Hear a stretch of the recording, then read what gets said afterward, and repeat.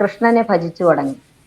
അങ്ങനെ ഇരിക്കെ ഒരു ഞങ്ങളുടെ പ്രാണി ഹീലിംഗ് ക്ലാസ്സിൽ ESP എന്നും പറഞ്ഞൊരു ക്ലാസ് ഉണ്ട്, extra sensory power, perception, extra sensory perception. അപ്പൊ അതിന്റെ ഒരു ക്ലാസ് ഉണ്ട്. അപ്പൊ രണ്ടു മൂന്ന് അതിന്റെ തലേ ദിവസം 2-3 പേര് ഇവിടെ വന്ന് താമസിച്ചു. എൻ്റെ മോനുണ്ട്, മോന്റെ കൂട്ടുകാരനുണ്ട്, എൻ്റെ ഒരു ടീച്ചറുണ്ട്, പിന്നെ എൻ്റെ ഒരു ഫ്രണ്ട് ഉണ്ട്. ഇത്രയും പേര് എൻ്റെ വീട്ടിലുണ്ട്. അപ്പൊ ഞാൻ നല്ലതായിട്ട് ജോലിയൊക്കെ ചെയ്ത് ടയേർഡായിട്ട്, ഇവരൊക്കെ അപ്പം പൂജാമുറി ഇരുന്ന് മെഡിറ്റേഷൻ ചെയ്യുന്നുണ്ട്. അപ്പൊ ഞാൻ ഇവർക്കുള്ള ആഹാരവും രാത്രിത്തെ ഫുഡെല്ലാം കൊടുത്തിട്ട് വളരെ ടയേർഡായിട്ട് ഞാൻ ആ പൂജാമുറി കയറിയിരിക്കുക. അന്നേരം പെട്ടെന്ന് ഞാൻ എൻ്റെ തലയ്ക്ക് മുകളില് സരസ്വതി ദേവിയെ കാണുക. ഞാൻ ഇവരെ ഒന്നും ഭജിക്കാറില്ലാത്തൊരു പീരീഡാ. ആരെയും അങ്ങനെ ഞാൻ ഒരിക്കലും ഭജിക്കാത്ത അല്ലെ പ്രാർത്ഥിക്കാത്ത ഒരു ദേവതയാണ് ഞാൻ കാണാറുള്ളത്. അത് പിന്നീടും അങ്ങോട്ട് അങ്ങനെയാ വന്നിട്ടുണ്ട്. അപ്പൊ ഈ സരസ്വതി ദേവിയെ ഞാൻ കാണുന്നു. ഞാൻ കണ്ടിട്ട് എൻ്റെ തലയ്ക്ക് മുകളിൽ അത് പക്ഷെ എനിക്ക് കാണാം. പക്ഷെ എന്തോ ഒരു മന്ത്രം ഞാൻ ചാൻറ്റ് ചെയ്യുക. എന്ത് മന്ത്രമാണ് പിന്നീട് എനിക്ക് അത് മനസ്സിലായിട്ടേ ഇല്ല. ഞാൻ ശരിക്കും അത് കഴിഞ്ഞിട്ട് ആലോചിച്ചിട്ട് എനിക്ക് ഏത് മന്ത്രമാണെന്ന് അറിയത്തില്ല. ഒരു 3-4 വരിയുള്ള ഒരു മന്ത്രം ഞാനിങ്ങനെ ചാൻറ്റ് ചെയ്യുന്നതായിട്ടും ആ സമയത്ത് കണ്ടു. എനിക്ക് ഭയങ്കര അത്ഭുതം തോന്നി. പിറ്റേ ദിവസം ഈ ESP ക്ലാസ്സില് സാറ് ഓരോന്ന് എങ്ങനെ പറയും, നിങ്ങൾ അത് ചെന്ന് തേടയിൽ കൂടെ നോക്കാൻ പറയുന്ന അങ്ങനത്തെ ഒരു ക്ലാസ് അത്. അപ്പൊ സാർ ഇൻഡ്യൂഷൻ തരും, അതിനുശേഷം ഈ ക്ലാസ് നടക്കും. അപ്പം ഞാൻ ഈ സാറ് പറയുന്ന പോലെ എനിക്ക് കാണാം. എനിക്കൊരു നീല ഒരു പ്രതലത്തിൽ ഇതെല്ലാം എനിക്ക് കാണാം. ഒരു ആകാശത്തിന്റെ ഒരു നീലാകാശത്തിന്റെ അകത്ത് സാറ് പറയുന്നതെല്ലാം കൃത്യമായിട്ട് എനിക്ക് കാണാം. സാറ് അതെന്താണ് എന്ന് ചോദിക്കുമ്പോൾ ഞാനത് ചാടി പറയുക. അങ്ങനെ ഒരു 3-4 എണ്ണം കഴിഞ്ഞപ്പോ സാറിന്റെ പോക്കറ്റിൽ നിന്ന് ഒരു 100 രൂപ എടുത്ത് എനിക്ക് തന്നു. ഇത്രയും പറയുമ്പം എന്തായാലും കൊടുക്കണ്ടേ നമുക്കൊന്ന് പറഞ്ഞു. സാറ് 100 രൂപ എടുത്ത് തന്നു. അങ്ങനത്തെ അനുഭവം ഉണ്ട്. അത് കഴിഞ്ഞ് പിന്നെ ഞാൻ സ്ഥിരമായിട്ട് പ്രാണിക് ഹീലിങ്ങിന്റെ സ്കാനിങ്ങും ഒക്കെ ഉണ്ട്. അതൊക്കെ എന്നും എല്ലാ ശനിയും ഞായറും ഒക്കെ ഞാൻ ലീവ് എടുത്ത് പോയി അറ്റൻഡ് ചെയ്യും. അങ്ങനെയൊക്കെ ആയിരുന്നു എൻ്റെ ഒരു പ്രാണിക് ഹീലിങ്ങിനോടുള്ള ഒരു ഇത്. പിന്നീട് അവിടെ തന്നെ റേക്കി മാസ്റ്റർ അങ്ങനെ എല്ലാം കിട്ടി. ഇപ്പോഴും ഞാൻ പ്രാണിക് ഹീലിങ്ങിന്റെ സാറിന്റെ അടുക്കെ ഞങ്ങൾ 2 ദിവസം എല്ലാ മാസവും ചെലവഴിക്കാറുണ്ട്. എൻ്റെ സംശയങ്ങൾ എനിക്ക് ഉണ്ടാകുന്ന ഒരുപാട് പിന്നീട് കുറെ അനുഭവങ്ങൾ നമുക്ക് ഉണ്ടാകുമ്പോൾ ഞാൻ സാറിനോടാണ് എല്ലാം ചോദിക്കുന്നതും സാറിന്റെ ഒരു ശിക്ഷണത്തിലാണ് എല്ലാം ചെയ്യുന്നതും ഒക്കെ. അപ്പൊ അങ്ങനെ ഒരുപാട് അനുഭവങ്ങളുണ്ട്. അങ്ങനെയാണ് ഞാൻ ഈ സൈക്കോതെറാപ്പി ഹീലിങ്ങും ഒക്കെ പഠിച്ചത്. പിന്നെ കൂടാതെ ഈ ഡയനറ്റിക്സ് ഒക്കെ പഠിച്ചത് തെറാപ്പി ആയിട്ട് ചെയ്യാനായിട്ടാണ്. കാരണം ഈ അതിനെപ്പറ്റി പറയണമെങ്കിൽ ഈ ചില ട്രോമാസ് ഒക്കെ ചിലരെ ബാധിക്കുമല്ലോ. ഇപ്പൊ ചെറുപ്പത്തിലുള്ള ചില അനുഭവം എനിക്ക് അങ്ങനെ ഉണ്ടായിട്ടുണ്ട്. എനിക്കൊരു വലിയ ട്രോമ ഉണ്ടായി. അത് ഞാൻ ട്രാൻസാക്ഷണൽ അനാലിസിസ് എന്ന് പറഞ്ഞ് പഠിച്ചിട്ടുണ്ടായിരുന്നു. അതിന്റെ സാറിന്റെ അടുക്കല് 2 വട്ടം പോയിട്ടാണ് എൻ്റെ ആ ട്രോമ മാറിയത്. അപ്പൊ എനിക്ക് ആ ട്രോമ വന്നാലുള്ളവരുടെ വിഷമം എനിക്ക് മനസ്സിലായി. കാരണം അവരെ അത് ഹൗണ്ട് ചെയ്തുകൊണ്ടേയിരിക്കും. അപ്പൊ എനിക്ക് ഈ തെറാപ്പി പഠിക്കണമെന്ന് തോന്നി. ഞാൻ അങ്ങനെ ഹിപ്നോ തെറാപ്പി പഠിച്ചു. 2-3 പേരുടെ അടുത്ത് പഠിച്ചു. അത് കഴിഞ്ഞ് എൻ്റെ പ്രാണിക് ഹീലിങ്ങിന്റെ സാറും ഹിപ്നോട്ടിസം പഠിപ്പിച്ചു. അതുകൂടാതെ ഞാൻ 2-3 പേരുടെ അടുത്ത് പോയി തെറാപ്പി ആയിട്ടൊക്കെ പഠിച്ചു. അങ്ങനെ ഈ തെറാപ്പിയൊക്കെ അങ്ങനെയാണ് പഠിച്ചത്. അത് ഈ ട്രോമാസ് ഉള്ളവരുടെ വിഷമം എനിക്ക് മനസ്സിലായി. എനിക്ക് തോന്നുന്നത് എനിക്കൊരു അങ്ങനത്തെ ഒരു നെഗറ്റീവ് അനുഭവം ഉണ്ടായെങ്കിൽ അത് നാളെ ഒരിക്കൽ അത് വേറൊരാളെ അതിൽ നിന്ന് ക്യൂർ ചെയ്യാൻ വേണ്ടി എനിക്ക് തന്നതാണ്. അങ്ങനെ പല അനുഭവങ്ങളും പിന്നീട് ഉണ്ടാകുമ്പോൾ എനിക്ക് മനസ്സിലാവുന്നുണ്ട്. അത് കഴിഞ്ഞ് പിന്നെ ഞാൻ ഈ ജ്യോതിഷത്തില് എനിക്ക് വിശ്വാസമേ ഇല്ലായിരുന്നു ഒരു കാലത്ത്. അപ്പൊ എന്നെ യാദൃശ്ചികമായിട്ട് ഒരാള് വന്ന് ഞാൻ അദ്ദേഹത്തോട് അദ്ദേഹം ഒരു കടയിലാ. ആ കടയിലൊരു തയ്യൽ മെഷീന്റെ ഒക്കെ കടയാ. അപ്പൊ ഞാൻ എൻ്റെ മെഷീന്റെ കാര്യത്തിനൊക്കെ ചെന്നപ്പോ ഇദ്ദേഹം ജ്യോതിഷം അറിയാവോ എന്ന് എന്നോട് ചോദിച്ചു. ഞാൻ പറഞ്ഞു എനിക്ക് ആ കള്ള പരിപാടി എനിക്ക് അറിയത്തില്ല, എനിക്കതൊട്ട് വേണ്ടതാനും, എല്ലാം കള്ളത്തരവാ, അങ്ങനെയൊന്നും ആർക്കും ഒന്നും അങ്ങനെയൊന്നും പറയാൻ പറ്റില്ല. അങ്ങനാണെങ്കിൽ നിങ്ങളുടെ ജാതകം എനിക്കൊന്ന് തരാമോ? ഞാൻ 4 കാര്യം പറയാം. ആ 4ഉം കറക്റ്റ് ആണെങ്കിൽ ജ്യോതിഷം പഠിക്കും എന്ന് എനിക്ക് വാക്ക് തരാമെങ്കിൽ ഞാൻ പറയാമെന്ന്. ഞാൻ പറയാം 4 കാര്യം കറക്റ്റ് ആവുകയാണെങ്കിൽ തീർച്ചയായിട്ടും ഞാൻ പഠിക്കും. കാരണം ഭാവി അങ്ങനെ അറിയാൻ പറ്റുന്ന ഒരു ശാസ്ത്രം ഉണ്ടെങ്കിൽ അതെനിക്ക് പഠിച്ചിരിക്കണം. ഞാൻ അങ്ങനെ ഒരു സ്വഭാവമുണ്ട്. ഈ പഠനം എനിക്ക് വലിയ ഇഷ്ടമാണ്. അപ്പൊ ഞാൻ പറഞ്ഞു ഇതിലേക്ക് ബോധ്യം വന്നാൽ ഞാൻ പഠിക്കും. പഠിച്ചിരിക്കും, ഉറപ്പാണ് എന്ന് പറഞ്ഞു. അങ്ങനെ ഞാൻ ഇദ്ദേഹത്തിന് ജാതകം കൊണ്ടുപോയി. അദ്ദേഹം അത് പഠിച്ചിട്ട് ഒരാഴ്ച കഴിഞ്ഞപ്പം എന്നോട് പറഞ്ഞു, ഞാൻ പറയട്ടെ ഈ 4 കാര്യം എന്ന് ചോദിച്ചു. പറഞ്ഞോളാൻ പറഞ്ഞു. അദ്ദേഹം കൃത്യമായിട്ട് കുറച്ച് നാലല്ലാതെ കൂടുതൽ കാര്യങ്ങൾ എന്നോട് പറഞ്ഞു. അപ്പൊ എനിക്ക് അത്ഭുതം തോന്നി. തീർച്ചയായിട്ടും ഞാനിത് പഠിച്ചിരിക്കും എന്ന് പറഞ്ഞു. അങ്ങനെ ഞാൻ അത് 2000-ലാണ്. 2000-ൽ ഞാൻ ജ്യോതിഷം പഠിക്കാൻ ചേർന്നു. അങ്ങനെയാണ് ജ്യോതിഷത്തിലേക്ക് ഞാൻ വന്നത്. അത് കഴിഞ്ഞ് എനിക്ക് പ്രൊമോഷൻ കിട്ടി. അത് പഠിച്ചു. അത് സർട്ടിഫിക്കറ്റും ഒക്കെ കിട്ടി. അത് കഴിഞ്ഞ് ഞാൻ നിർത്തി വെച്ചിരിക്കുകയായിരുന്നു. അങ്ങനെ വന്നപ്പം പിന്നെ ഇനി പഠിക്കാൻ ഒരുപാട് കടൽ പോലെ കിടക്കുക. ഇനിയും പഠിച്ച എനിക്ക് എല്ലാം കൂടെ നടക്കുന്നില്ല, ഈ ജോലിയും എല്ലാം കൂടെ. അങ്ങനെ വരുമ്പം എനിക്ക് പ്രൊമോഷൻ കിട്ടി. ഞാൻ കാസർഗോഡിനാണ് കിട്ടി. അപ്പൊ ഞാൻ അവിടെ കുറച്ച് ദിവസം ജോലി ചെയ്തിട്ട് ലീവ് എടുത്തപ്പം വീട്ടിൽ വെറുതെ ഇങ്ങനെ ഇരിക്കുക. ഹസ്ബൻഡും വീട്ടിലില്ല, അതുവരെയാ ജോലി ചെയ്യുന്നത്. മക്കളും പഠിക്കാനൊക്കെ ആയിട്ട് പോയി. അപ്പൊ ഞാൻ ഈ ഒറ്റയ്ക്ക് ഇങ്ങനെ ഇരുന്നപ്പോ എനിക്ക് തോന്നി, എന്നാ ജ്യോതിഷം തന്നെ അങ്ങ് പഠിക്കാം എന്ന് ചോദിച്ചു. ഞാൻ എൻ്റെ ഒരു ബന്ധുവായ ചേട്ടൻ്റെ അടുക്ക ഞാൻ ചോദിച്ചു. ആദ്യം ചേട്ടൻ പറഞ്ഞു എനിക്ക് പ്രായമായി, ഞാൻ ആരെയും പഠിപ്പിക്കുന്നില്ലെന്ന് പറഞ്ഞു. അപ്പൊ അച്ഛൻ്റെ ഒരു ബന്ധുവാണ്, അച്ഛൻ്റെ വലിയൊരു ഫ്രണ്ടുമാണ് അദ്ദേഹം. അപ്പൊ ഞാൻ നേരെ അങ്ങ് ചെന്ന് ചോദിച്ചു. അപ്പൊ പറഞ്ഞു, അയ്യോ നിന്നെ അങ്ങനെ എനിക്ക് ഉപേക്ഷിക്കാൻ പറ്റിയല്ലോ, നീ പോരെ എന്ന് പറഞ്ഞു. അന്നേരം പറഞ്ഞു, നീയൊക്കെ കാര്യമൊക്കെ ശരിയാ, ഞാൻ രാശി വെച്ച് നോക്കിയിട്ട് നിന്നെ പഠിപ്പിച്ചോളൂ. ഞാൻ പറഞ്ഞു മതി എന്ന് പറഞ്ഞു. അപ്പൊ രാശി വെച്ച് നോക്കിയപ്പോ അദ്ദേഹത്തിന് ഭയങ്കര താല്പര്യം പഠിപ്പിച്ചു. എന്നേക്കാൾ താല്പര്യം അദ്ദേഹം പറഞ്ഞു, ഇങ്ങനെയൊക്കെ ഉള്ള ശിഷ്യകളെയാണ് ഞാൻ ആഗ്രഹിച്ചത്. ഇതുവരെ എൻ്റെ അടുത്ത് അതുപോലെ ഒരാൾ വന്നിട്ടില്ല, ഞാൻ രാധയെ പഠിപ്പിക്കും എന്ന് പറഞ്ഞു. അദ്ദേഹം ഒരു പാരാവാരം അറിയില്ല, അദ്ദേഹമാണ്. പിന്നെ ബാക്കി തന്നെ ഞാനെന്നും അവധിയൊക്കെ എടുത്ത് ഞായറാഴ്ച ദിവസം രാവിലെ എല്ലാം ജോലിയെല്ലാം തീർത്തിട്ട് ഞാൻ അവിടെ പോയിരിക്കും. അവിടെ നിന്ന് തന്നെ ഊണും കാപ്പി എല്ലാം കഴിച്ച് വൈകുന്നേരം ആകുമ്പോൾ വരും. അങ്ങനെ ഞാൻ ജ്യോതിഷം പഠിച്ചത്. അത് പ്രശ്നവും എല്ലാം പഠിച്ചു. എനിക്ക് അദ്ദേഹം ഒരുപാട് ശിഷ്യരുണ്ട് അദ്ദേഹത്തിന് വർഷങ്ങളായിട്ട്. അവർക്ക് കൊടുക്കാതെ പോലും കവടി എനിക്ക് തരുക. ഞാൻ കവടി എടുക്കാനുള്ള ഒന്നും ആയിട്ടില്ലെന്ന് എനിക്കറിയാം. ഞാൻ അറിഞ്ഞില്ല അവർക്ക് കൊടുക്കാതെയാണ് എനിക്ക് തരുന്നത്. അപ്പൊ ഇവരോട് ഞാൻ പറഞ്ഞു കവടി എനിക്ക് കിട്ടിയെന്ന് പറഞ്ഞപ്പോ ഇവർക്ക് വലിയ വിഷമം. അവര് 1-2 പേരെ ഇടയ്ക്കിടയ്ക്ക് ഇങ്ങനെ കാണും, വീട്ടിൽ വന്ന് പഠിക്കുകയല്ലേ. അപ്പൊ അവർക്ക് സങ്കടം വന്നപ്പോ ഞാൻ ആ ചേട്ടനോട് പറഞ്ഞു, ചേട്ടാ എനിക്ക് കബഡി തന്നപ്പോ അവർക്ക് കൊടുത്തില്ലല്ലോ എന്ന് പറഞ്ഞു. അങ്ങനെയാണ് അവർക്കും കബഡി കൊടുത്തത്. അത് അങ്ങനെയാണ് എനിക്ക് കബഡി കിട്ടുന്നത്. അത് അദ്ദേഹം തന്നെ കബഡി പൂജിച്ച് വേണ്ട പോലെ ശുദ്ധിയൊക്കെ ചെയ്ത്, അവിടെ തേവാരമൊക്കെ ഉണ്ട്, പൂജയൊക്കെ ഉണ്ട്, അതെല്ലാം ചെയ്താണ് എനിക്ക് തന്നെ.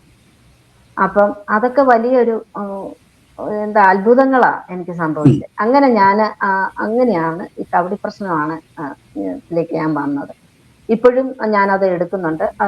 അത് എല്ലാം എനിക്ക് ഈസി ആക്കി തരുന്നുണ്ട്. ദൈവം എപ്പോഴും ഈസി ആക്കി തരുന്നുണ്ട്. ഇതിനിടയ്ക്ക് ഞാൻ പല ദേവിമാരെയും ഞാനിങ്ങനെ കാണാറുണ്ട്. അത് സ്ഥിരമായോ മിക്കവാറും ഒക്കെ കാണും. മെഡിറ്റേഷനിൽ ഒരുപാട് പേരെ കാണും. അങ്ങനെ കുറെ അനുഭവങ്ങളുണ്ട്. വേറെ ഒരു ദിവസം ഞാൻ മെഡിറ്റേഷൻ ചെയ്തുകൊണ്ടിരുന്നപ്പം എൻ്റെ കൂടെ ഒരുപാട് പേരുണ്ട് മെഡിറ്റേഷൻ ചെയ്യുന്ന. ഞാനിങ്ങനെ വേറെ ലോകത്ത് പോയി. അങ്ങനെ ഒരു അനുഭവം ഉണ്ട്. പെട്ടെന്ന് ഞാൻ ഏതോ ഒരു ലോകം, അവിടെയൊക്കെ കണ്ണു തുറന്ന മെഡിറ്റേഷൻ, വേറൊരു ലോകത്തേക്ക് പോയി. അവിടെ ഒരുപാട് ആത്മാക്കള് ഇങ്ങനെ ഒരു എന്താ പറയുന്നത്, ശാന്തി ഇല്ലാതെ. എത്ര വയസ്സിലാണ് ഇതൊക്കെ? ഒരു 36-37 വയസ്സിലൊക്കെ ഈ സംഭവം. അന്ന് ഞാൻ ഈ ഭക്തിയൊന്നും ഇല്ലാതിരുന്നൊരു കാലമാണ്. അന്ന് ഞാൻ ഈ മെഡിറ്റേഷൻ മാത്രം, ഞാൻ പറഞ്ഞല്ലോ 2014 തൊട്ടാണ് ഞാൻ ഭയങ്കര ഭക്തിയായി. കൃഷ്ണനെ കണ്ടതിന് ശേഷമാണ് ഞാൻ അങ്ങനെ. അതിന് മുമ്പ് ഈ മെഡിറ്റേഷനിൽ വരുന്നതിന് മുമ്പ് ഞാൻ കരഞ്ഞ് പ്രാർത്ഥിച്ചിരുന്ന ഒരു സമയമുണ്ട്. ഇങ്ങനെ പല സ്റ്റേജാ. അപ്പം ഈ ഒരു അവസ്ഥ എന്താന്ന് വെച്ചാല്, ഞാൻ ഈ മെഡിറ്റേഷനിൽ ഇരിക്കുക, പെട്ടെന്ന് ഞാൻ ഈ വേറൊരു ലോകത്തിൽ നിന്ന്, അവിടെ ആത്മാക്കളൊക്കെ ഇങ്ങനെ വിഷമിച്ച് നടക്കണം, വെപ്രാളപ്പെട്ട് നടക്കുന്നു. അങ്ങനെ ഒരു വല്ലാത്തൊരു ഫീൽ, നമുക്കൊരു സുഖം തോന്നാത്തൊരു ഫീലാ. ഞാൻ ഓർത്തു, ഇതെന്താ ഇങ്ങനെ എന്ന് വിചാരിച്ചു. അതിന് ആത്മാക്കളെ ഒന്നും ഞാൻ കാണുന്നില്ലെങ്കിൽ അവരുടെ പ്രസൻസ് എനിക്കറിയാം. പെട്ടെന്ന് ഞാന് എന്തുവാണെന്ന് അറിയത്തില്ല, ഒരു വല്ലാത്തൊരു ബുദ്ധിമുട്ട്, വിഷമം. പെട്ടെന്ന് ഞാൻ അതിന്റെ മുകളിൽ ഒരു ലോകത്തേക്ക് പോയി. അവിടെ ചെന്നാണ് അതേക്കാൾ അത്ഭുതം. എല്ലാവരും ഒരേ ചായ. ഈ മാലാഖമാരെന്നൊക്കെ പറയത്തില്ലേ, നല്ല മുഖത്ത് താടിയും ഒന്നുമില്ല, മീശയും താടിയും ഒന്നുമില്ല, നല്ല മുടി, ചുരുണ്ട മുടിയൊക്കെ ആയിട്ട് എല്ലാവരും ഒരേ ചായ. അതീവ തേജസ്സുള്ളത് എല്ലാവരും. അതെ, അവിടെ നോക്കുന്ന എല്ലാവരും ഒരേ ചായ. ഇതെന്താ ഇങ്ങനെ എന്ന് ഞാൻ വിചാരിച്ച, ഒരാളുടെ കണ്ണിലേക്ക് നോക്കിയപ്പം അത് യേശുവായിരുന്നു. അപ്പൊ എനിക്ക് യേശുവായിട്ട് വരുവാ. അത് ഹൃദയത്തിൽ നിന്ന് ഒരു പിങ്ക് നിറമുള്ള പ്രകാശം ഇങ്ങനെ വന്നുകൊണ്ട് യേശു വരുവാ. യേശു എന്നെ നോക്കി ഒന്ന് പുഞ്ചിരിച്ചു. അപ്പൊ ഞാൻ എന്നാ ഒരു യേശുവിന്റെ പടവും ചിരിക്കുന്ന യേശുവിനെ ഞാൻ കണ്ടിട്ടില്ല കേട്ടോ. പക്ഷെ അന്ന് കണ്ട യേശു എന്നെ നോക്കി പുഞ്ചിരിച്ചു. ഞാൻ എപ്പോഴും എന്നിട്ട് ഞാൻ ചിലരോട് ചോദിക്കുന്നു, യേശു എന്താ നിങ്ങൾ ചിരിക്കുന്ന ഒരു ഫോട്ടോയും ഇല്ലേന്നൊക്കെ ഞാൻ ചോദിച്ചിട്ടുണ്ട്. പക്ഷെ എന്നെ കണ്ട യേശു പുഞ്ചിരിച്ചിരുന്നു. അപ്പം അങ്ങനെ യേശുവിനെ ഞാൻ കണ്ടു. അത് കഴിഞ്ഞ് വേറെ ഒരു കണ്ണിലേക്ക് നോക്കിയപ്പോ അത് ഷിർബി സായിബാബയാണ്. അദ്ദേഹത്തിന്റെ ഇരിക്കുന്ന ആ രൂപമാണ് ഞാൻ കാണുന്നത് ഈ കണ്ണിലേക്ക് നോക്കുമ്പോ. അത് കഴിഞ്ഞ് ഞാൻ എനിക്ക് ഭയങ്കര സന്തോഷം. അവിടെ നല്ലൊരു സുഖമാണ് അന്തരീക്ഷത്തില്. വീണ്ടും വേറൊരു ലോകത്തിലേക്കാ പോയെ, മുകളിലേക്കാ പോയെ. അയ്യോ, ആ ലോകത്ത് ചെന്നപ്പോ എല്ലാവരും കളർഫുൾ ഡ്രസ്സ്, നല്ല ആടയാഭരണങ്ങള്, ഭയങ്കര വാദ്യഘോഷങ്ങള്, പാട്ട്, ഡാൻസ്, എന്തുവാണോ അവിടെ. ഭയങ്കര ഹാപ്പി എന്ന് പറഞ്ഞ ഇതുപോലൊരു ഹാപ്പിനെസ്. ഞാനും അങ്ങ് ഭയങ്കര ഹാപ്പിയായി. അങ്ങനെ ഒരു ലോകം. ഈ പഴയ കാലത്ത് കുഴലുള്ള അതൊക്കെ വായിക്കുന്നു. ചെണ്ട പോലത്തെ സാധനങ്ങളൊക്കെ, എനിക്കിതിനെ പരിചയമില്ലാത്ത കുറെ ഉപകരണങ്ങള്, എല്ലാരും അങ്ങ് ആടി തിമിർക്ക്, എല്ലാവർക്കും അങ്ങ് ഹാപ്പിനെസ്സാണ്. ഇതൊക്കെ ഞാൻ കണ്ടുകൊണ്ടിരിക്കുമ്പോഴാണ് ഇവിടെ ഞാൻ കുറെ പേരുടെ കൂടെ മെഡിറ്റേഷൻ ഇരിക്കുക. അപ്പൊ ഒരാൾ ചോദിച്ചു, ഇതെന്താ എത്ര നേരമായി ഇങ്ങനെ ഇരിക്കുന്നേ എന്നും ചോദിച്ച് എന്നെ കുലുക്കി വിളിച്ചു. ഞാൻ പെട്ടെന്ന് ഞെട്ടി അങ്ങ് വരുമായിരുന്നു. അങ്ങനെ കുറച്ച് ലോകത്ത് പോയി. പിന്നെ അങ്ങനെ ഒരു വലിയ അനുഭവം ഉണ്ടായിട്ടുണ്ട്. അപ്പൊ അങ്ങനെ പല ലോകങ്ങളും ഉണ്ട് എന്നെനിക്ക് മനസ്സിലായി. ഏത് ലോകമാണെന്നൊന്നും എനിക്ക് അറിഞ്ഞുകൂടാ. ഈ പറഞ്ഞ 3 ലോകവും ഏത് ലോകമാണെന്ന് എനിക്ക് അറിഞ്ഞുകൂടാ. അങ്ങനെ ഒരു ലോകമുണ്ട്. പിന്നെ പലപ്പോഴും പലരും പറയും ഗന്ധർവ ലോകമാകാം, യക്ഷലോകമാകാം. ഈ ഇടയ്ക്കുള്ള അറിയത്തില്ല, നമുക്ക് അറിയത്തില്ല. ഞാൻ പക്ഷെ ആ ലോകത്തിലൊക്കെ പോയി ഇതെല്ലാം കണ്ടു. അവിടെ നല്ല പ്രകാശം, ഈ ഭിത്തിയിലൊക്കെ ഈ രത്നമൊക്കെ പതിച്ച പോലെ ലൈറ്റ് മാതിരി അതൊക്കെ പ്രകാശിക്കുന്നൊക്കെ ഞാൻ കണ്ടേ. അപ്പൊ എനിക്ക് ഭയങ്കര നല്ല സുഖം അവിടെ. ഹാപ്പിനെസ് എന്ന് പറഞ്ഞാൽ നമ്മളും അങ്ങ് ഹാപ്പിയാവും. അതുപോലെ ഇങ്ങനെയായി.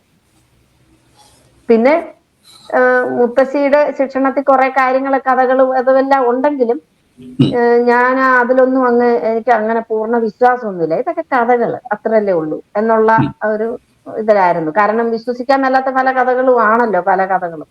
അതുകൊണ്ട് എനിക്ക് അതിലൊന്നും വലിയ ഇതൊന്നും തോന്നിയിട്ടില്ല. പിന്നെ കാര്യസാധ്യത്തിന് ഞാൻ അമ്പലത്തിൽ തൊഴുകയും പിന്നെ ഹനുമാന്റെ വാലിൽ പൊട്ടു തൊടിയിക്കൽ, അങ്ങനെ ഓരോ കാര്യത്തിന് വേണ്ടി 12 ദിവസം കുളിച്ചു തൊഴുക, അങ്ങനെയൊക്കെയുള്ള അതൊക്കെ ഉള്ളായിരുന്നു. ഔട്ട് ഓഫ് ബോഡി എക്സ്പീരിയൻസ് കഴിഞ്ഞാണ് ഞാൻ ശരിക്കും അന്വേഷണം തുടങ്ങിയത്. പിന്നെ അങ്ങോട്ട് എനിക്ക് ഇതായിരുന്നു എന്റെ ത്വര. ഭയങ്കര ത്വരയായിരുന്നു. ഞാൻ പിന്നെ എന്റെ എക്സ്പീരിയൻസ് എഴുതണം എന്ന് വിചാരിച്ചിട്ട് ഞാൻ ഒരു കവിതയൊക്കെ എഴുതി വെച്ചിട്ടുണ്ട്. ആ കവിത വായിച്ച് പലരും അവർക്കും ഇതുപോലെ ഒരു ത്വര ഉണ്ടായിരുന്നു എന്ന് പറഞ്ഞ് അവരുടെ കണ്ണുനീര് വരുന്ന ഞാൻ കണ്ടിട്ടുണ്ട്. അങ്ങനത്തെ കാര്യങ്ങളൊക്കെ ഉണ്ട്. പിന്നെ അന്ന് ഞാൻ പറഞ്ഞല്ലോ, എന്റെ ഗുരുവായിട്ട് ഞാൻ കാണുന്നത് ത്വമേവ മാതാശ്ച പിതാ ത്വമേവ ത്വമേവ ബന്ധുശ്ച സഖാ ത്വമേവ, അങ്ങനെ അത് ഉദ്ദേശിച്ചിട്ട് ഞാൻ പ്രകാശരൂപിയായ പരമാത്മാവിനെ തന്നെയാണ് ഞാൻ ഗുരുവായിട്ട് കണ്ടിട്ടുള്ളത്. ബാക്കി ബോഡിയിൽ വരുന്ന എല്ലാവരും ടീച്ചർമാര് എന്നാണ് എൻ്റെ ഒരു സങ്കല്പം. അതുകൊണ്ട് തന്നെ എനിക്കൊരു ഗുരുവിനെ ഞാൻ തേടി നടന്നിട്ടില്ല. എനിക്ക് അതിനുള്ള സാവകാശവും ഒന്നുമില്ലായിരുന്നു. അതുകൊണ്ട് എനിക്ക് ഈ ഗുരുവിനെ സങ്കല്പിച്ചിട്ട് ഞാൻ ഗുരുവായിട്ടും അച്ഛനായിട്ടും അമ്മയായിട്ടും എൻ്റെ എല്ലാ സർവ്വ ബന്ധുവായിട്ടും ഞാൻ പരമാത്മാവിനെയാണ് കാണുന്നത്. നല്ല റിസൾട്ട് എനിക്ക് എപ്പോഴും ഭയങ്കര. പിന്നെ അങ്ങോട്ട് എൻ്റെ ജീവിതം ഈ പറഞ്ഞ പോലെ ദൈവാധീനം കൊണ്ട് നിറഞ്ഞിരിക്കുന്ന പോലെയാണ് എല്ലാം തരണം ചെയ്യും. പക്ഷെ നല്ല പരീക്ഷണം വരും, ഭയങ്കര പരീക്ഷണം വരും. ഓരോ പരീക്ഷണം കഴിയുമ്പോഴും നമുക്ക് ഭയങ്കര പരീക്ഷണം വരും. അതൊക്കെ പല പരീക്ഷണങ്ങളും വന്നിട്ടുണ്ട്. നമ്മൾ ഉദ്ദേശിക്കാത്ത, നമ്മൾ വെറും 0 ആയിട്ട് നിന്ന് പോകും ആ സമയത്ത്. അങ്ങനത്തെ ഒരുപാട് പരീക്ഷണങ്ങൾ വന്നിട്ടുണ്ട്. അപ്പൊ അന്നേരം നമ്മുടെ നിശ്ചയം ഒന്നും കൂടെ ഉറക്കുക ചെയ്യുന്നത്. കാരണം പരീക്ഷണങ്ങൾ വരുമ്പം ശരിക്കും പറഞ്ഞ ആ ഘട്ടം കഴിഞ്ഞു കഴിയുമ്പോൾ നമുക്ക് മനസ്സിലാവും നമ്മളെ കൈവെള്ളയിലായിരുന്നു ഭഗവാൻ എടുത്തുകൊണ്ട് നടന്നതാണ്. ആ സമയത്ത് ഞാൻ ഭഗവാന്റെ കൈവെള്ളയിലായിരുന്നു എന്ന് പറയുന്നില്ല, അതുപോലെ ആയിരുന്നു എന്ന് പിന്നെ മനസ്സിലാവും. അത്ര ഭയങ്കരമായ പരീക്ഷണ ഘട്ടങ്ങളിൽ കൂടെ കടന്നു പോകും. അപ്പൊ നമുക്ക് നിശ്ചയം കൂടി വരും. വിശ്വാസമൊക്കെ മാറിക്കൊണ്ടിരിക്കും. നിശ്ചയം വന്നു കഴിഞ്ഞാൽ പിന്നെ അത് മാറില്ല. അതാ ആ ഒരവസ്ഥയിലോട്ട് നമ്മളെ കൊണ്ടുവരും. അങ്ങനെ അങ്ങനെ ഒരുപാട് അനുഭവങ്ങൾ ഉണ്ടായി. എനിക്ക് ഇതെല്ലാം ചേർത്ത് പുസ്തകം എഴുതണമെന്ന് വരെ ഞാൻ വിചാരിക്കും. കാരണം അത് ആരും പറഞ്ഞാൽ ആരും വിശ്വസിക്കത്തില്ല. പിന്നെ നാളെ ഒരിക്കൽ എൻ്റെ കൊച്ചുമക്കളെങ്കിലും ഇതൊക്കെ കേട്ട് ഒരു ഇൻസ്പയർ ചെയ്യണം എന്നുള്ള ഉദ്ദേശത്തില് അവരെ യൂട്യൂബില് ലൈഫ് ലോങ് കിടന്നോളും. എത്ര തലമുറ വേണമെങ്കിലും അത് കണ്ടോളും. അതൊരു റെഫറൻസ് പോയിന്റ് ആയിട്ട് ഇരിക്കുകയും ചെയ്യും. പലരും വിഷമിക്കുന്നുണ്ട്, ഗുരുവില്ല, ഗൈഡൻസിന് ആരും ഇല്ല എന്ന്. ഞാൻ ഈ ഗുരുവില്ലാതെയാണ് ഇവിടെ. എനിക്ക് ഇതിലും വലിയൊരു അനുഭവം ഉണ്ടായിട്ടുണ്ട്. അത് പറഞ്ഞാല് എൻ്റെ 64-ാം വയസ്സിലാ ഉണ്ടായത്. ഈ ഡാൻസും പരിപാടികളും ഒക്കെ നടന്ന് ആ ഒരു പീരീഡിലാ. അപ്പൊ 2024 ജൂൺ 21-ാം തീയതി ഞാനിങ്ങനെ രാവിലെ മെഡിറ്റേഷൻ ചെയ്തുകൊണ്ടിരിക്കുക. പെട്ടെന്ന് എൻ്റെ ശ്വാസം ഭയങ്കര ദ്രുതഗതിയിലായി. എൻ്റെ കഴുത്തും ഇങ്ങനെയൊക്കെ എല്ലാം, കഴുത്തൊക്കെ കിടന്ന് കറങ്ങുക, ഈ കയ്യ്, കഴുത്ത്, ഇതൊക്കെ ഞാൻ അറിയാതെ തന്നെ ഇത് അങ്ങോട്ടും ഇങ്ങോട്ടും ഒക്കെ ആകുക. പിന്നെ ഈ കഴുത്ത് ഇങ്ങനെ പിറകോട്ട് ഇങ്ങനെ അങ്ങ് കറങ്ങുക, അവസാനം ഈ കഴുത്ത് വന്ന് താടിയെ വന്ന് മുട്ടുക, ഇങ്ങനെയൊക്കെ സംഭവിച്ചു. എൻ്റെ ശ്വാസം പിന്നെ അങ്ങ് ഭയങ്കര ദ്രുതഗതിയിലായി, ഭയങ്കര സ്പീഡിലായി ആയി കുറച്ച് കഴിഞ്ഞപ്പോ ശ്വാസം ഇല്ല. എൻ്റെ വയറിന്റെ ഈ പൊക്കിളിന്റെ ആ ഭാഗത്തൊക്കെ ഭയങ്കര കുടലൊക്കെ കിടന്ന് മറിയുന്ന പോലെ, കുടലെല്ലാം കിടന്ന് മറിഞ്ഞ് ഈ ഭയങ്കര അനുഭവങ്ങളാ. പക്ഷെ എനിക്കൊരു ഭയമൊന്നും തോന്നിയില്ല. എന്നിട്ട് ഇത് കിടന്നിങ്ങനെ മറിഞ്ഞ് അവിടെ എല്ലാം അങ്ങ് താഴെയൊക്കെ അങ്ങ് ചൂടാകുമോ എന്തൊക്കെയോ. പിന്നെ കളറുകൾ കാണുക, പല കളറുകൾ കാണാം. അവസാനം ഒരു വയലറ്റ് കളറിൽ ഞാനങ്ങ്, എൻ്റെ തല മുഴുവൻ വയലറ്റ് കളറിൽ മുങ്ങി നിൽക്കുക. ഈ ശ്വാസം ഇല്ല എന്ന് എനിക്കറിയാം. പക്ഷെ ഞാനെന്ന ബോധമുണ്ട് അവിടെ. ഈ ശ്വാസമേ ഇല്ല, ശ്വാസം ഇല്ലാതെ ഞാൻ ഇരിക്കുക. അത് കഴിഞ്ഞ് കുറേ നേരം, എത്ര നേരമായെന്ന് എനിക്കറിയത്തില്ല. എനിക്ക് തോന്നുന്നേ ശ്വാസം ഇല്ലാതെ അത്ര നേരം ഇരുന്ന് ആരായാലും മരിച്ചു പോകും. അതുപോലെ ഞാൻ ഇരിക്കുക. അത് കഴിഞ്ഞ് കുറച്ച് കഴിഞ്ഞപ്പോൾ അപാരമായ സ്നേഹം എന്നിലേക്ക് വന്ന് അതിന് താരതമ്യം ചെയ്യാവുന്ന ഒരു അമ്മയുടെ സ്നേഹം. ഞാൻ കൊച്ചിലെ ഒന്നും അമ്മയുടെ സ്നേഹം അനുഭവിച്ചിട്ടില്ല. വലുതായപ്പോ അമ്മയുടെ കൂടെ ഉണ്ടായിരുന്നു. എന്നാലും അമ്മയ്ക്ക് അങ്ങനെയൊന്നും, അന്നത്തെ കാലത്ത് അങ്ങനെയൊക്കെയാണല്ലോ, വലിയ സ്നേഹമോ അങ്ങനെ അതൊന്നും ഇല്ലല്ലോ. അപ്പൊ ഈ ഒരു സ്നേഹം എന്നിലേക്ക്, ഞാൻ പക്ഷെ ഒരു രൂപവും കാണുന്നില്ല, സ്നേഹം എന്നിലേക്ക് വന്നങ്ങ് നിറഞ്ഞ് ഞാനങ്ങ് കരഞ്ഞു തുടങ്ങി ആ സ്നേഹത്തില്. അതിനിടയ്ക്ക് ഈ ശ്വാസം നിന്നും പോയിരിക്കുക. ഈ ശ്വാസം പതുക്കെ വന്നു തുടങ്ങി. ശ്വാസം ഇല്ലാതെ കുറെ കഴിഞ്ഞ് ശ്വാസം പതുക്കെ വന്നു തുടങ്ങി. പതുക്കെ ശ്വാസം ഒന്ന് നോർമലായി. പക്ഷെ അപ്പോഴും ഈ സ്നേഹത്തിന്റെ ഒരു പ്രവാഹം എന്നിലേക്ക് വന്നങ്ങ് നിറയുന്നു. ഞാൻ ആ സ്നേഹം കൊണ്ട് നമ്മൾ കരയുമല്ലോ. ഈ മെഡിറ്റേഷൻ ഒക്കെ തുടങ്ങിയ പിന്നെ എനിക്ക് സങ്കടം കൊണ്ടല്ല കരച്ചിൽ വരുന്നത്, ഭഗവാനോടുള്ള സ്നേഹം കൊണ്ട് മാത്രമേ ഞാൻ കരയാറുള്ളൂ. ബാക്കി ഏതവസ്ഥ വന്നാലും ഞാൻ കരയാറില്ല. എനിക്ക് തന്നെ അറിയാതെ ഈ മെഡിറ്റേഷനിൽ ഇരുന്ന പലപ്പോഴും ഞാൻ കരയാറുണ്ട്. പിന്നെ അമ്പലങ്ങളിൽ പോയി ചിലപ്പോൾ നിന്നാല് ഭയങ്കരമായിട്ട് കൺട്രോൾ ചെയ്യാൻ മേലാത്തവണ്ണം കരയേണ്ടി വരും. പിന്നെ എനിക്ക് തന്നെ മനുഷ്യരെന്താ വിചാരിക്കുന്ന വെച്ചാൽ ഞാനങ്ങ് മാറുമ്പോ കരച്ചിൽ മാറും. പിന്നെയും പ്രദക്ഷിണം വെച്ച് പിന്നെയും നടയുടെ അവിടെ വരുമ്പോ ഭയങ്കര കരച്ചിൽ. അപ്പൊ എന്റെ ഹസ്ബൻഡ് എന്നെ കൂടെ നിന്നിട്ട് പറയും, എന്താ ഇത് എന്ന് ചോദിക്കും. അത്രയ്ക്ക് എനിക്കങ്ങ് കരച്ചിൽ വരും. അതുപോലെ പല അമ്പലങ്ങളിൽ പോയാലും, ഇപ്പൊ ഞാൻ നാലമ്പല ദർശനം, ഇപ്പൊ പിന്നീട് അങ്ങനത്തെ കാര്യങ്ങളാ കുറെ. നാലമ്പല ദർശനത്തിന് പോയപ്പം ഒരു നട വന്നപ്പോ ഇത് ശത്രുഘ്നനാണോ ലക്ഷ്മണനാണോ എന്ന് എനിക്കൊരു സംശയം. ഞാൻ സൂക്ഷിച്ചു നോക്കിയപ്പോ അവിടെ ഒരു വില്ല്. അപ്പൊ മനസ്സിലായി അത് ലക്ഷ്മണനാണ് എന്ന് മനസ്സിലായി. അത് കഴിഞ്ഞ് രണ്ടാമത് ഒന്നുകൂടി നോക്കിയപ്പോ അവിടെ വില്ലില്ല. അവിടെ വില്ലില്ല, വില്ലില്ല. വില്ലില്ല. അപ്പൊ ഞാൻ എന്റെ അടുത്ത് നിൽക്കുന്ന എന്റെ അനിയത്തിയായിരുന്നു, അവളോട് ചോദിച്ചു, നീ വില്ല് കാണുന്നു? അതെ, വില്ലൊന്നും ഇല്ല അവിടെ എന്ന് പറഞ്ഞു. അപ്പൊ അങ്ങനെയൊക്കെ മനസ്സിൽ ചോദിച്ച ആരാണോ ഇത്, ലക്ഷ്മണനാണോ ശത്രുഘ്നനാണോ എന്ന് സംശയം. അപ്പൊ ലക്ഷ്മണനാണ് എന്ന് പറഞ്ഞു തന്നതാ. അതുപോലെ അങ്ങനെയൊക്കെ അനുഭവങ്ങളുണ്ട്. പിന്നെ ഒരു ദിവസം ഇങ്ങനെ ഒരു നട്ടുച്ച സമയം, അപ്പൊ പ്രാണി ഹീലിങ്ങിന്റെ സാറ് അന്ന് ആര് ചോദിച്ചു മൂകാംബികയില് ആരാണ് ഇരിക്കുന്നതെന്ന് എന്തോ ചോദിച്ചു. എനിക്കും കറക്റ്റ് അറിഞ്ഞുകൂടായിരുന്നു. ഞാൻ സരസ്വതി ദേവിയാണെന്ന് വിശ്വസിച്ചിരുന്നു. അപ്പൊ സാറ് പറഞ്ഞു നിങ്ങൾ കണ്ണടച്ചിട്ട് തേടൈ കൊണ്ട് നോക്കിക്കോളാൻ പറഞ്ഞു. അപ്പൊ എല്ലാരും കണ്ണടച്ചു. പക്ഷെ ഞാനപ്പൊ കണ്ടു. ഞാൻ കണ്ടത് കളർഡ് ഡ്രസ്സ്, ഒരു കുങ്കുമത്തിന്റെ കളറുള്ള ഡ്രസ്സ് ഇട്ട് മെലിഞ്ഞ ഒരു ദേവി, നല്ല സുന്ദരിയായ കിരീടമൊക്കെ വെച്ച് ഒരു കാലിങ്ങനെ മേളിലോട്ട് കയറ്റി വെച്ചിരിക്കുന്ന ദേവിയായി കാണുന്നു ആ ഉച്ച സമയത്ത്. ഞാൻ വിചാരിച്ചത് എന്റെ തോന്നലായിരിക്കും, കാരണം സരസ്വതി ദേവി വെള്ള വസ്ത്രമൊക്കെ ഉടുത്തല്ലേ കാണാവുള്ളൂ.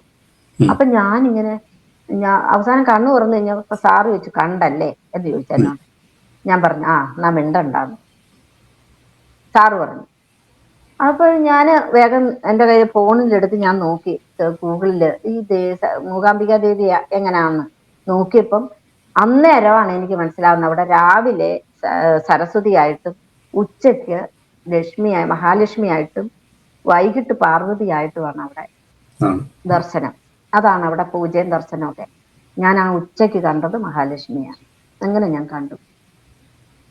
അത് ഭയങ്കര അത്ഭുതമായിരുന്നു എനിക്ക്. അങ്ങനെ ഞാൻ പിന്നെ പല ദേവിമാരെയും എല്ലാം മെഡിറ്റേഷനിൽ കാണാറുണ്ട്. ശിവനെ ഒരിക്കൽ ഞാൻ ഹീൽ ചെയ്യുമല്ലോ, ഞാൻ ഹീൽ ചെയ്യും, പ്രശ്നം വെക്കും, പരിഹാരമൊക്കെ ചെയ്യും. അതിന് പരിഹാരം ഞാൻ തന്നെ കുറെ ചെയ്യും. കാരണം അവരൊക്കെ വരുന്നവർക്ക് വലിയ വലിയ പൂജയൊക്കെ കഴിക്കാനും ഒന്നും പറ്റത്തില്ലല്ലോ. മാത്രമല്ല അത്രയും ചെലവ് ചെയ്യാനും അവരത് ചെയ്യുമെന്ന് ഉറപ്പില്ല. ഈ നമ്മളൊരു പരിഹാരം പറഞ്ഞാല് ഈ ദൈവജ്ഞൻ എന്ന് പറഞ്ഞ പരിഹാരം പറഞ്ഞ അവരത് ചെയ്തില്ല, നമുക്കും അതിന്റെ കുഴപ്പമുണ്ട്. അപ്പൊ അതുകൊണ്ട് ഞാൻ സൂക്ഷിച്ച പരിഹാരം പറയുള്ളൂ. അവർക്ക് ചെയ്യാവുന്ന പരിഹാരത്തിലൊക്കെ ഞാൻ നിർത്തുള്ളൂ, അല്ലെ അവര് ചെയ്യുകയില്ലെന്ന് എനിക്കറിയാം. അതുകൊണ്ട് അപ്പൊ അങ്ങനെ ആ പരിഹാരമൊക്കെ ഞാൻ ഇങ്ങനെ പറയാറുണ്ട്. അപ്പൊ ഇങ്ങനെ പരിഹാരം പറയുമ്പോൾ ഞാന് ആദ്യം റിക്വസ്റ്റ് ചെയ്യും അത് അവരുടെ കാര്യം നടത്തി കൊടുക്കണേന്ന് റിക്വസ്റ്റ് ചെയ്തിട്ടാണ് ഞാൻ പിന്നെ ഹീൽ ചെയ്യാൻ പോകുന്നത്. ഹീൽ ചെയ്യും, അങ്ങനെ ബാധകളെയൊക്കെ മാറ്റുന്ന ആവാഹനം എല്ലാം ചെയ്യാറുണ്ട്.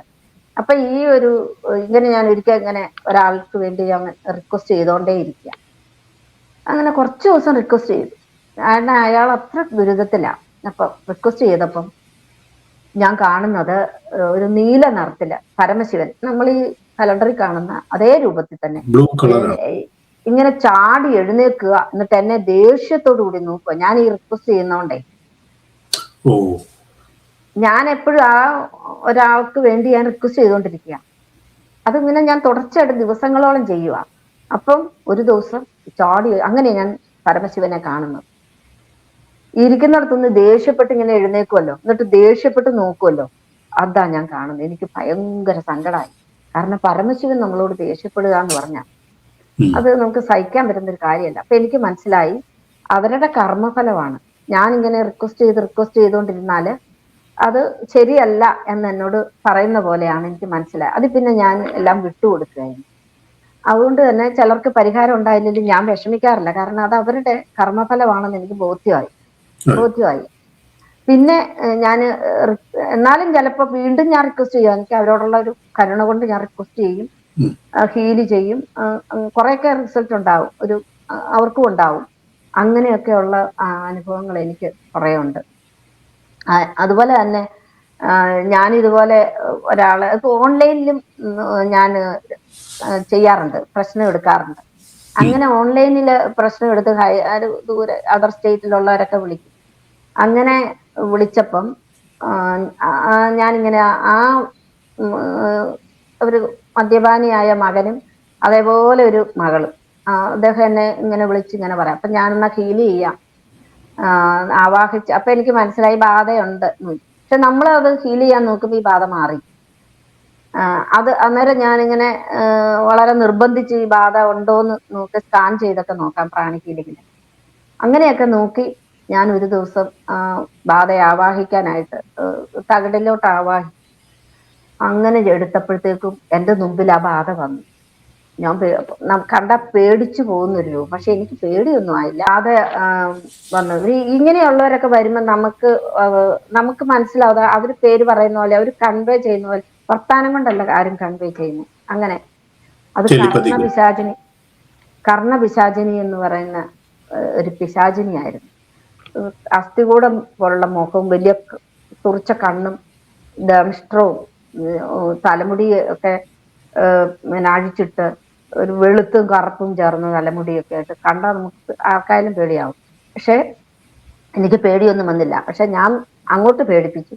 ഞാൻ പറഞ്ഞു സ്ഥലം വിട്ടോണം, എന്നെ അറിയാവുന്നവരോ എൻ്റെ കുടുംബത്തിനെയോ ഞാനുമായിട്ട് ബന്ധപ്പെട്ട ഒരാളുടെ അടുക്കലും വരാൻ പാടില്ല, സ്ഥലം വിട്ടോണം എന്ന് പറഞ്ഞു. ദൂരോട്ട് ഓടിച്ചു വിട്ടു. അങ്ങനെയൊക്കെ ഉള്ള അനുഭവം ഉണ്ട്. പിന്നെ ഇതുപോലെ ഒരു മദ്യപാനം ഉള്ള ഒരു സ്ത്രീയെ ഞാൻ ഇങ്ങനെ ഹീൽ ചെയ്തപ്പം ഇതുപോലെ അന്നേരം ഒരു സ്ത്രീ പ്രത്യക്ഷപ്പെട്ടു. അത് അതിസുന്ദരി, കണ്ണൊക്കെ ഇങ്ങനെ പൂച്ചക്കണ്ണ്, നല്ലൊരു അട്രാക്റ്റീവ് ആയിട്ടുള്ളൊരു കണ്ണ്. എന്നിട്ട് തലമുടിയൊക്കെ ചെമ്പിച്ച് ചുമന്ന് നിർത്തി, ഈ തോള് വരെ മുറിച്ചിട്ടിരിക്കുക. അപ്പൊ അവര് എന്നോട് കൺവേ ചെയ്തത് അതൊരു വടയക്ഷിയാണ്. അതും എനിക്ക് പേടിയൊന്നും ആയില്ല. ഞാൻ അന്നേരം അവരോട് പറഞ്ഞു, നീ ഈ സ്ത്രീയുടെ മേത്തൊന്ന് പോകണം. ഈ വടയക്ഷി എന്ന് പറയുന്നത് എന്തുവാ? അതും എനിക്കറിയത്തില്ല. നല്ല സുന്ദരിയാണ്, ചെറുപ്പമാ, സുന്ദരിയാ, നല്ല മുഖമൊക്കെ നല്ല ഭംഗിയാ, കണ്ണ് പൂച്ചക്കണ്ണ. അപ്പൊ ഈ ആ കണ്ണിങ്ങനെ ചുമന്ന് വരുന്നുണ്ട് കേട്ടോ. അപ്പോഴത്തേക്ക് ഞാൻ പറഞ്ഞു, പറ്റില്ല, അവരുടെ അടുത്തേന്ന് പോയേ പറ്റൂ.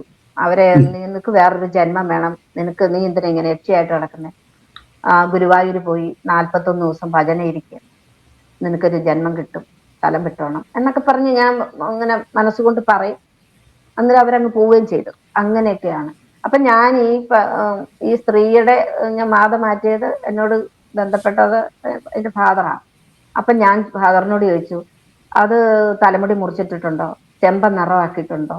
അതൊക്കെ ഉണ്ട്. ആ സ്ത്രീ അങ്ങനെ എല്ലാം കണ്ടിട്ടില്ല. ഇല്ല, ദൂരെയാ, അതർ സ്റ്റേറ്റിലാ. ഡിസ്റ്റന്റ് ഹീലിംഗ് ആണ്. ഞാൻ ഡിസ്റ്റന്റ് ഹീലിംഗാ, അധികവും ഞാൻ ഡിസ്റ്റന്റാ ചെയ്യുന്നത്. അപ്പൊ അദ്ദേഹത്തോട് ചോദിച്ചു, എങ്ങനെയാണ് ഈ കൊച്ചിന്റെ കാര്യം? അപ്പൊ പറഞ്ഞു, ശരിയാണ്, ചെമ്പം മുടിയാക്കിയിട്ടുണ്ട്, തോള് വരെ മുറിച്ചിട്ടിട്ടുണ്ട്. ഞാൻ ചോദിച്ചത് കൂടാതെ സെക്സിലും താല്പര്യമല്ലേ, മറ്റു പുരുഷന്മാരെ തേടി പോകുന്നുണ്ടോ? അപ്പൊ പറഞ്ഞു, ഉണ്ട്. അതെനിക്ക് മാഡത്തിനോട് പറയാൻ മടിയായിട്ടാ ഞാൻ പറയാത്തെ. അതുകൊണ്ട് വെള്ളയടിയാ, സദാ നേരവും വഴക്കും വെക്കാണും വെള്ളയടിയാണ് എന്നൊക്കെ പറഞ്ഞു. അപ്പൊ ഇതാണ് ഈ ഇവരുടെ സാന്നിധ്യം കൊണ്ടാണ് ഇവരിതൊക്കെ ചെയ്തുകൊണ്ടിരുന്നതെന്നാണ് ഞാൻ പറഞ്ഞു വന്നത്. അപ്പൊ ഇങ്ങനത്തെ ചില അനുഭവങ്ങളൊക്കെ നമ്മൾ ഹീലിംഗിലും ആവാഹനത്തിലും ഒക്കെ നമ്മൾ അനുഭവിച്ചിട്ടുണ്ട്. അത് പെർമനന്റ് ആയിട്ട് റിമൂവ് ചെയ്യുവാണോ അതോ പെർമനന്റ് ആയിട്ട് പോകും. കാരണം ഞാൻ എന്റെ സാറിനോട് വിളിച്ചു ചോദിക്കും, സാറേ അത് പെർമനന്റ് ആയിട്ട്? പോയി, പേടിക്കാനൊന്നുമില്ല സാറേ, എനിക്കിതൊക്കെ ചെയ്യാവോ, എനിക്ക് പേടിയാ എന്നൊക്കെ പറയുമ്പോ പറയും, ധൈര്യമായിട്ട് ചെയ്തു, നമ്മളെയൊക്കെ ചെയ്യാൻ നിയോഗിച്ചിരിക്കുന്നതാ, ചെയ്തു എന്ന് സാറ് തരുന്ന ധൈര്യത്തില് ഞാൻ ഇങ്ങനത്തെ കേസൊക്കെ നിവൃത്തിയില്ലാതെയാ. ഞാനങ്ങനെ ബോർഡൊന്നും വെച്ചിരിക്കുന്നൊന്നുമില്ല, മറ്റു പ്രൊഫഷണൽ ആയിട്ടൊന്നും ചെയ്യാറില്ല. ബോർഡ് വെച്ചോ അങ്ങനെ ഉള്ള കാര്യങ്ങളൊന്നും ഞാൻ ചെയ്യാറില്ല. പക്ഷെ കാരണം എന്റെ പ്രൈവസിയും കൂടെ നോക്കിയിട്ടാ എപ്പോഴും ഇതിന് ഇരിക്കാൻ പറ്റത്തില്ല അങ്ങനെ.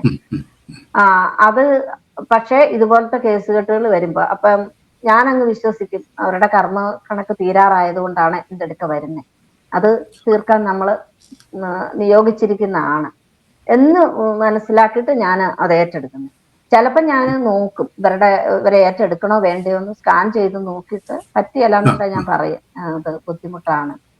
അല്ല, ചില കേസുകളിൽ അങ്ങനെ എടുക്കുവാണെന്നുണ്ടെങ്കിൽ അവരുടെ കർമ്മങ്ങൾ നമ്മളിലേക്ക് വരുന്നു എന്നൊക്കെ ഇങ്ങനെ പറഞ്ഞു കേട്ടിട്ടുണ്ട്. അങ്ങനെ എന്തെങ്കിലും ഉണ്ടോ? അങ്ങനെയുണ്ട്, ശരിക്കും ഉണ്ട്. ഈ ദക്ഷിണ മേടിക്കുന്നതിന്റെ അവരുടെ പകുതി കണക്ക് നമ്മളിലേക്ക് വരും. ദക്ഷിണയായിട്ട് മേടിക്കുമല്ലോ. ഞാൻ അതുകൊണ്ട് ദക്ഷിണയായിട്ട് വാങ്ങാറില്ല, ഞാൻ ഫീസായിട്ട് മേടിക്കാറുള്ളൂ. അത് സാറ് പറഞ്ഞു തന്നിട്ടുണ്ട്, ദക്ഷിണ മേടിച്ചാൽ നമുക്ക് സ്കാൻ ചെയ്യുമ്പോൾ അറിയാം അവരുടെ കുറേ കർമ്മ കണക്ക് നമ്മളിലേക്ക് കടന്നു.